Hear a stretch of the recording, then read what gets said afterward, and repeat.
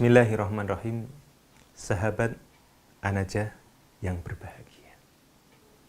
Di kesempatan hari ini saya akan mengangkat sebuah tema saya ambilkan dari majalah An-Najah.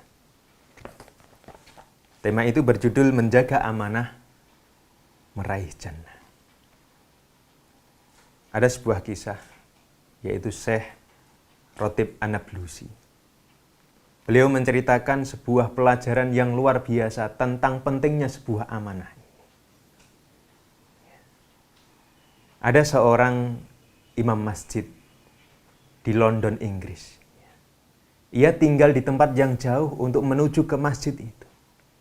Setiap hari sang imam ini harus naik bus dengan sopir yang sama, kondektor yang sama. Namun suatu ketika sang imam ini membayar dengan uang yang besar. Maka oleh sang kondektor mengembalikan uang itu. Ketika sang imam itu mendapatkan kembaliannya, dihitung-hitung ternyata ada kelebihannya. Sebenarnya tidak seberapa.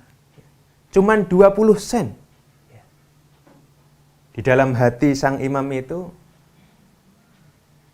alah cuman uang sedikit ini, tidak apa-apa. Gajiku tidak seberapa. Tetapi di hati yang lainnya, ada dalam pikirannya, ini kan bukan hakmu, harus engkau kembalikan. Maka sang imam itu faham betul, innal halala bayyinan wa innal harama bayyinan. Beliau tahu mana yang halal, mana yang haram. Maka sang imam itu, beliau menemui sang kondektor tadi, kemudian dikembalikan uang 20 sen tadi. Maka ketika uang itu dikembalikan, maka sang kondektor itu mengatakan, wahai Syekh, sebenarnya sudah 2 hari yang lalu saya itu pengen berkunjung ke masjid Anda. Saya pengen mendengarkan ceramah-ceramah Anda. Tetapi sebelum itu saya pengen menguji Anda dengan memberikan kelebihan dalam uang kembalian itu. Maka kemudian terhentak atau terhenyak di dalam hati sang imam tadi, Masya Allah, dengan kejujuran, dengan amanah yang dia betul-betul tunaikan, Masya Allah, ternyata itu mendatangkan hidayah kepada orang lain. Makanya sahabat An-Najah yang dimuliakan Allah Subhanahu wa taala, mari kita mengambil sebuah pelajaran. Bagaimana Islam itu mengajarkan kepada kita di dalam hidup ini, mari senantiasa kita berusaha untuk menjadi orang yang amanah. Ternyata ada beberapa alasan ya. Di antaranya yang pertama, di dalam kajian An-Najah ini, amanah ini merupakan ciri seorang muslim. Sebagaimana Allah Subhanahu wa taala telah menjanjikan kepada mereka, orang-orang yang mereka itu mau menunaikan amanah ini. Qad aflahal mu'minun. Sungguh beruntung orang-orang yang mereka itu beriman. Mereka itu akan mendapatkan surga Firdaus. Di antaranya apa? Allah Subhanahu wa taala memberitahu kepada kita, walladzina hum li amanatihim wa ahdihim raun. Orang-orang beriman yang beruntung itu adalah mereka orang-orang yang senantiasa menjaga amanah-amanah mereka. Sehingga mereka betul-betul mendapatkan kemuliaan di dunia ini sampai di akhirat ini.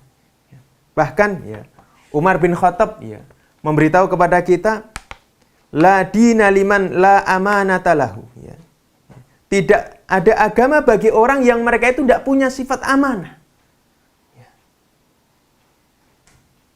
Bahkan Rasulullah Shallallahu Alaihi Wasallam betul-betul mewanti-wanti kita untuk menjauhi yang namanya sifat khianat. Karena khianat ini lawan dari amanah.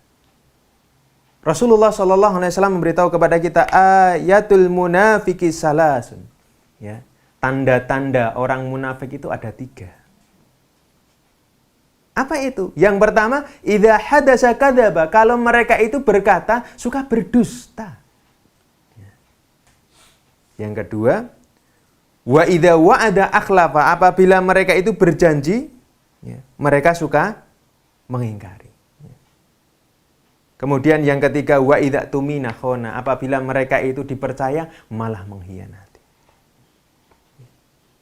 Ini alasan yang pertama. Kemudian alasan yang kedua, ketika kita sebagai seorang muslim itu mau menjaga amanah ini merupakan bagian kita meneladani kekasih kita, yaitu Rasulullah Muhammad sallallahu alaihi wasallam.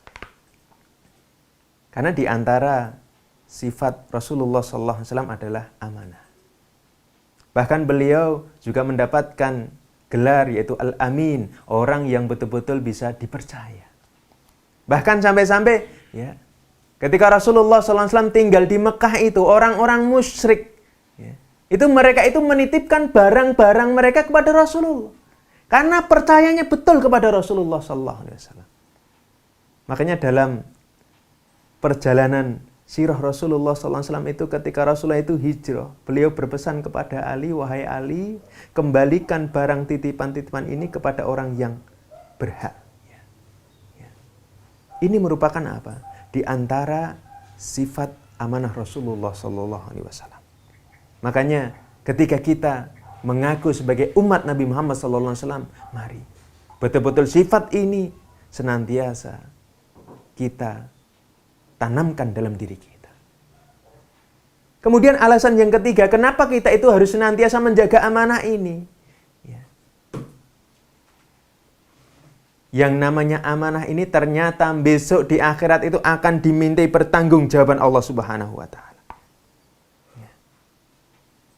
Mungkin banyak orang yang merasa senang ya ketika diberi kepemimpinan atau mereka diberikan sebuah jabatan, apalagi lahan basah.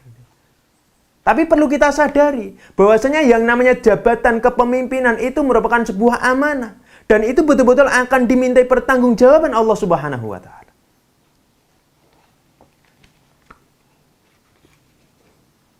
Maka kesadaran bahwasanya sebuah amanah ini merupakan sebuah tanggung jawab ya, dan akan dimintai pertanggungjawaban Allah Subhanahu wa Ta'ala harus ya kita sadari. Dan terakhir, Allah Subhanahu wa Ta'ala mengingatkan kepada kita bahwasanya kita hidup di dunia ini mengemban sebuah amanah. Bahkan ketika perintah ini diberikan kepada bumi dan gunung, mereka itu menolaknya. Amanah itu apa? Amanah itu adalah bagaimana kita itu mau mewujudkan Islam ini dalam kehidupan sehari kita.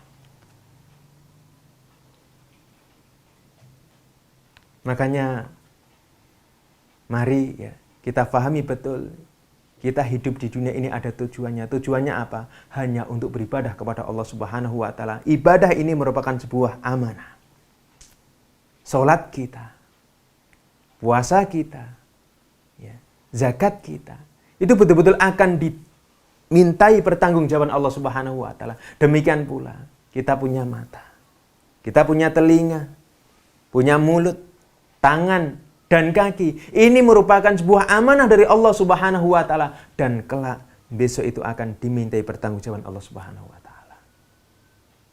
Makanya mari betul-betul kita sadari bahwasanya ketika kita dalam hidup ini mau menjaga amanah-amanah dari Allah Subhanahu wa Ta'ala, insya Allah Allah Subhanahu wa Ta'ala akan memberikan kita yang namanya surga. Demikian yang dapat saya sampaikan. Wassalamualaikum warahmatullahi wabarakatuh.